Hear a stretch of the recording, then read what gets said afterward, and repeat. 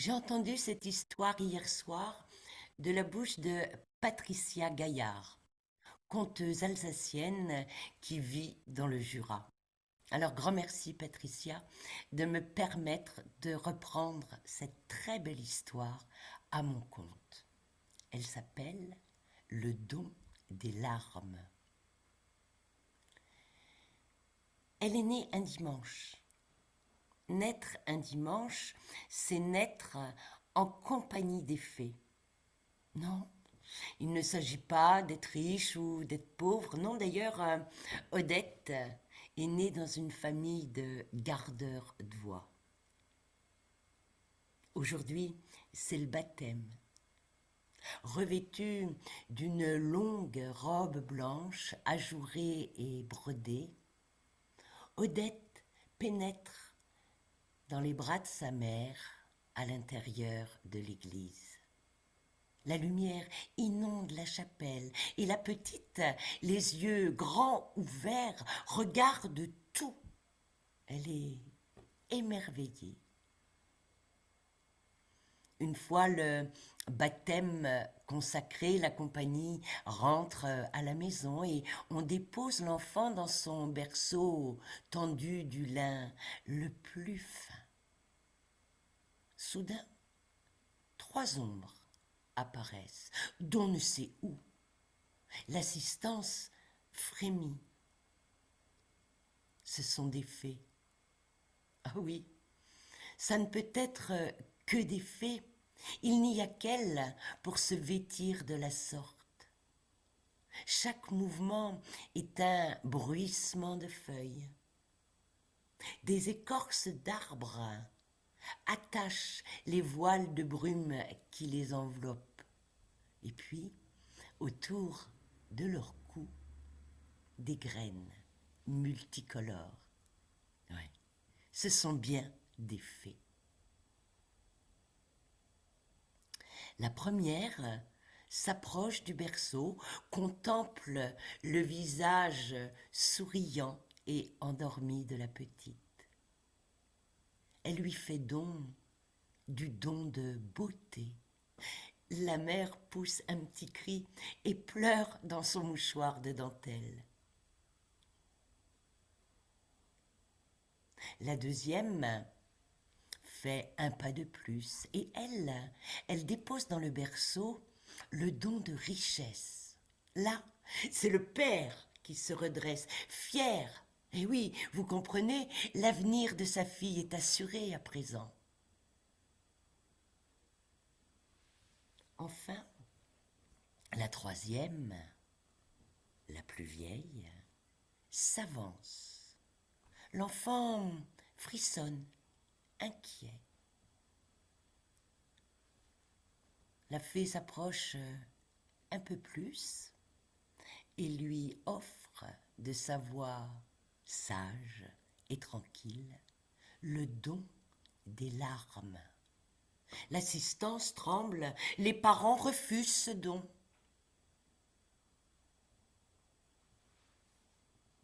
Recevoir un don des fées est rare. Refuser ce don est encore plus rare. Mais les fées n'insistent pas, non. Elles n'insistent jamais d'ailleurs. Elles se retirent tranquillement. Pour se remettre de toutes ces émotions, l'assistance se déplace pour dévorer le banquet. Entre deux bouchées, on commente l'événement et le cidre coule à flot. Et puis, la vie poursuit son cours. Odette grandit. Odette embellit. Elle est d'une beauté peu commune, même là, vêtue avec ses vêtements de gardeuse d'oie.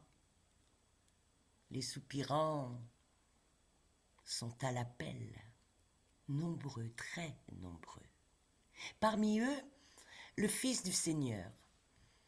Gontran a lui aussi été gâté par la nature, ce que ne manquent pas de remarquer les yeux de la jeune fille. Et puis, Il possède une solide fortune dans l'héritage de sa demeure. Les parents du jeune homme, soucieux de son bonheur, ne voient rien à redire et ils acceptent la bergère dans leur famille. Le mariage est somptueux. Imaginez, le couple est jeune, il est beau, il est riche. Alors, on lui souhaite tout le bonheur du monde. Mais ça ne se passe pas du tout ainsi. Gontran, éperdument amoureux, s'aperçoit très vite que sa jeune épouse, belle, radieuse, a le cœur dur, comme le roc. Rien n'inspire ses larmes. Rien ne touche son cœur. Vous le savez, l'amour, c'est une histoire d'âme. Quelle triste union quand l'une des âmes aime et que l'autre est froide comme la pierre. Gontran s'éloigne peu à peu. Odette sent qu'elle va le perdre. Ce soir-là, la mélancolie est insupportable. Alors Odette sort du château, couverte de toute sa peine et d'une capeline grise. Elle se dirige vers le lac. La lune est ronde, joue avec les reflets de l'eau, scintille sur les ajoncs et les iris. Tristement, Odette laisse voguer ses mains dans l'eau. L'eau est tiède. L'eau l'appelle, l'attire. Oui, pourquoi pas revenir à la source?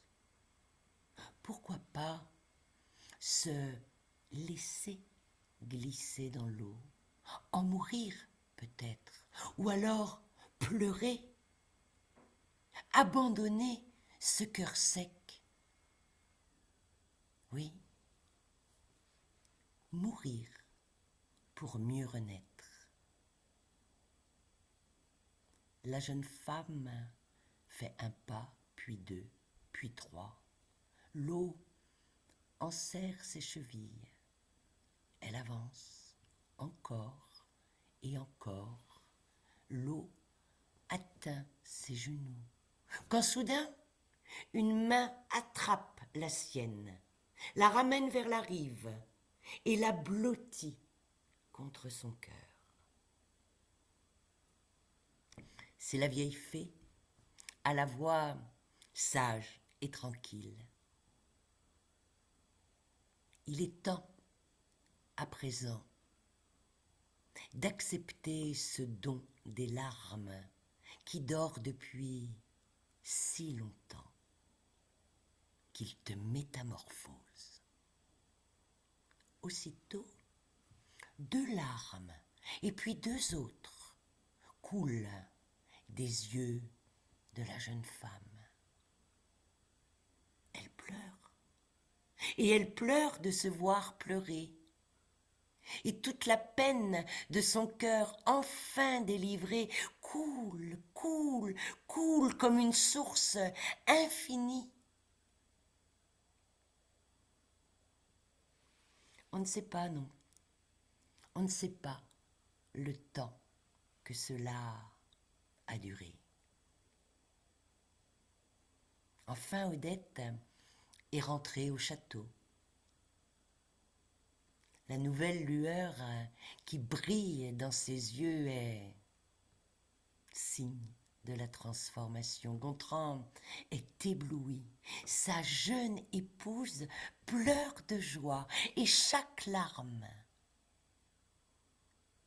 est un joyau précieux. Ainsi, toutes les peines, toutes les douleurs, toutes les épreuves deviennent trésors. Mais ce trésor n'est rien. Il n'a pas d'égal à la splendeur de l'amour, la bienveillance, la douceur, la tendresse qui s'épanouissent dans le cœur de la belle. C'est depuis cette nuit-là qu'à travers tout le pays, Odette est devenue la dame de cœur. C'est vrai, vos enfants sont beaux, même très beaux. Oui, ils sont riches aussi de vous avoir. Mais s'ils savent pleurer, alors soyez heureux.